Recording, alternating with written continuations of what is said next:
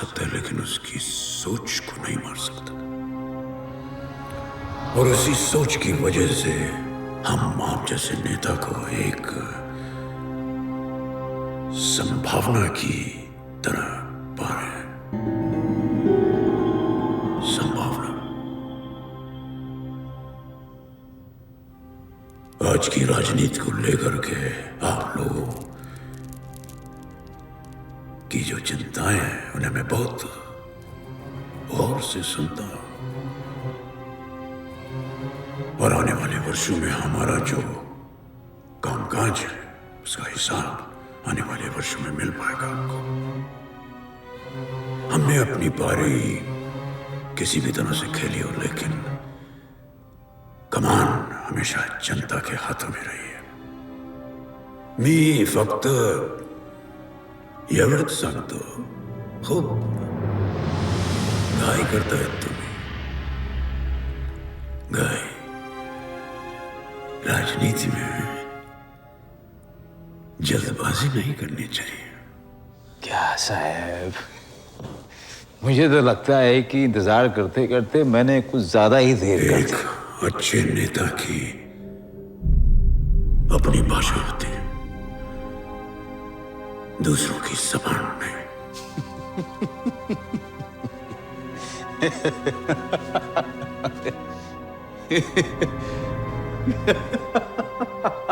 अरे ये आप बोल रहे हैं जिन्होंने इस राज्य के नेताओं के नाम पे सिर्फ तोते दिए हैं, पोपट, जो वही भाषा बोलते हैं जो आप उनको सिखाते हैं। तो मेरी आपसे यही सलाह है कि आप समाज के लिए काम करें। हाँ बाबा। दूसरों के स्वार्थ के लिए नहीं। साहब साहब साहब, मुझे आपकी सलाह की जरूरत नहीं है। चला सर, नमस्कार।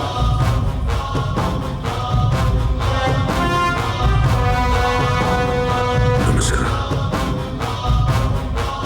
चर्बी चढ़ गई देश पांडे को। साले की हिम्मत कैसी हुई सरकार के सामने ऐसी बात करने की? मीडिया नहीं होता ना, जिंदा गाड़ देता साले को। शिवाजी सही कह रहे सरकार। आज मुंह पर बदतमीजी करके गया, कौन जाने कल क्या करेगा। सरकार, ये वक्त ज्यादा सोचने का नहीं है। हमें देश पांडे को जान से मार देना चाहिए। हम कोई खूनी नहीं है, जो कोई भी हमारे खिलाफ बोलेगा उसे हम मरवा देंगे। नहीं, हमारी जो सोच है, हमारे जो विचार है, वो हमारा प्रजातांत्रिक अधिकार है। प्रजातंत्र में हर एक को अलग अलग तरीके से सोचने का हक है। उस हक का हमें सम्मान करना चाहिए। देश पांडे सोचता है कि वह सही है, लेकिन अंत में सही वो होता है जो समाज के लिए, जनता के लिए सही हो।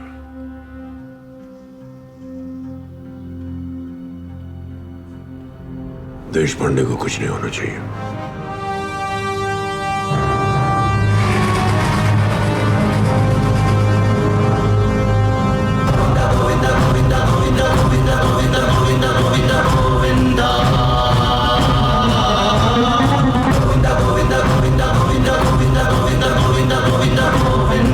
अनु, जिस बेरहमी से तुम्हारे पापा श्री राम को सरकार ने मारा है, मैं समझ सकता हूं तुम कितना तड़प रही हो उस सरकार को मारने को। और ये भी सच है कि अगर हमने इस सरकार को तबाह नहीं किया तो वो हमें कर देगा। जैसे तुम्हारे पापा श्री राम, वैसा ही मुझे मत समझो। तुम्हें कैसे भी करके सरकार के घर में घुसना पड़ेगा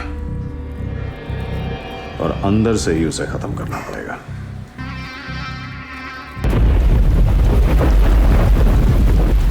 सरकार नहीं चाहते कि मैं कहीं भी बाहर अकेला निकलूं।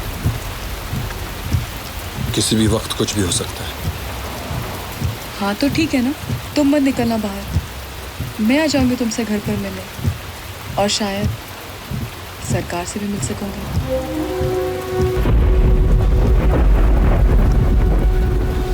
आऊंगा तुमसे मिलने। वैसे भी अभी सब टेंशन में है और तुम्हें लेके सही वक्त पे तुम्हें मिलवाऊंगा सरकार से। ओके?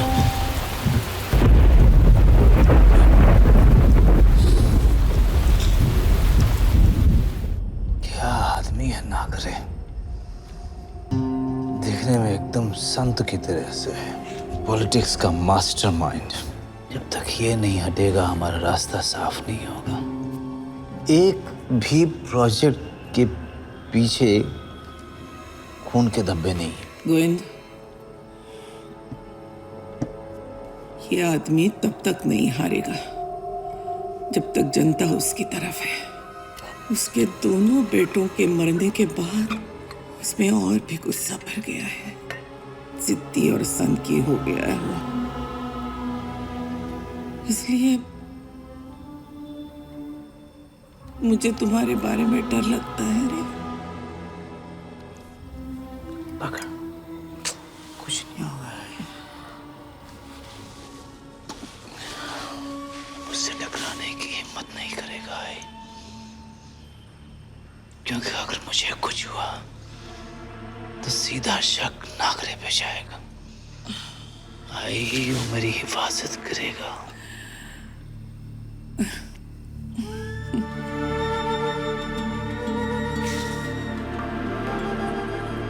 लेकिन प्रॉब्लम ये है कि उसका पोता शिवाजी आया है। सरकार की बुझती लौ में जान आ गई है आई।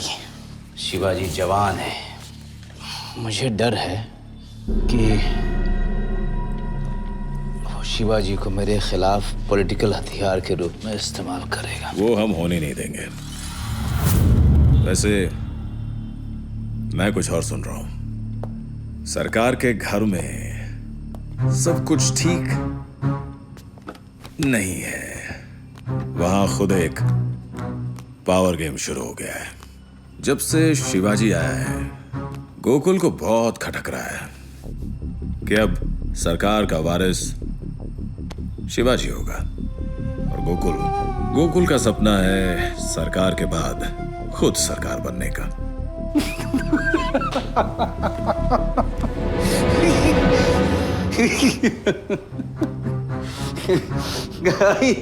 जब हम समंदर के किनारे खड़े होते हैं तो आधी हुई लहर हमको बहुत रोमांच देती है, लेकिन जब वही लहर वापस जाती है तो पैर के नीचे से थोड़ी सी मिट्टी लेके चली जाती है। हम जानते हैं गांधी जी कि हम डूबेंगे नहीं, लेकिन जब पैर के नीचे से मिट्टी खिसकती है आई तो थोड़ा डर तो लगता है कि हम डूब सकते हैं। और इस लहर का नाम गांधी जी पावर है, जिसे आते हुए तो बड़ा अच्छा लगता है, लेकिन जाते हुए आई थोड़ा डर भी देती है। और जो इस लहर पे खेल जाए बस उसी को पॉलिटिशियन कहते हैं। अभी गोकुल नाम की ये लहर गांधी जी समुंदर में वापस जा रही है। बस हमको अचानक पीछे से जाके इसको बस धक्का देना चाहिए। ऐसे पीछे से जाओ और पीछे से जाओ।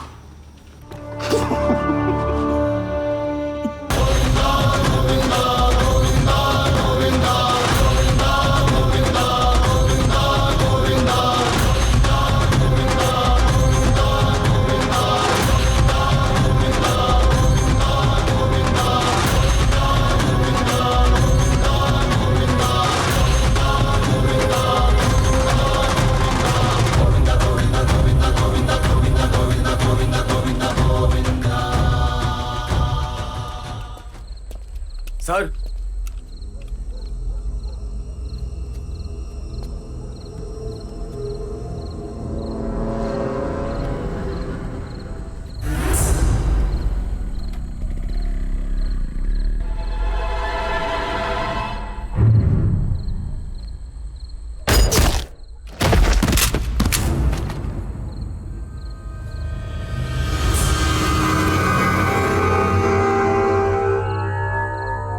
हम सब के पास गन्स हैं, लेकिन हमको सिर्फ आपसे बात करनी है।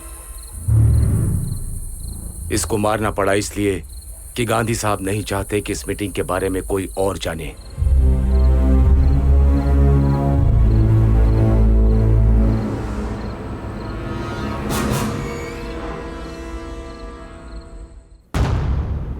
हम सरकार को मारने का डिसीजन ले चुके हैं। कब, कहां और कैसे, ये डिसाइड करना बाकी है।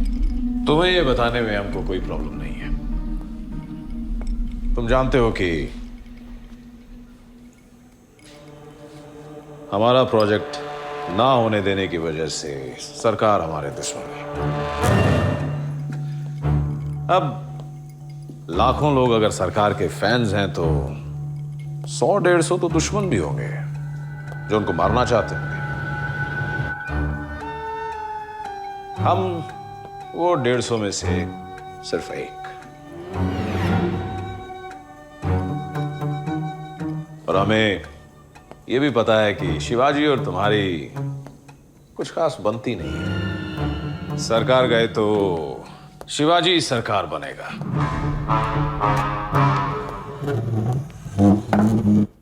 और तू और तेरा वो गूंगा पार्टनर रमन उसके नीचे नौकर बनकर रह जाओगे।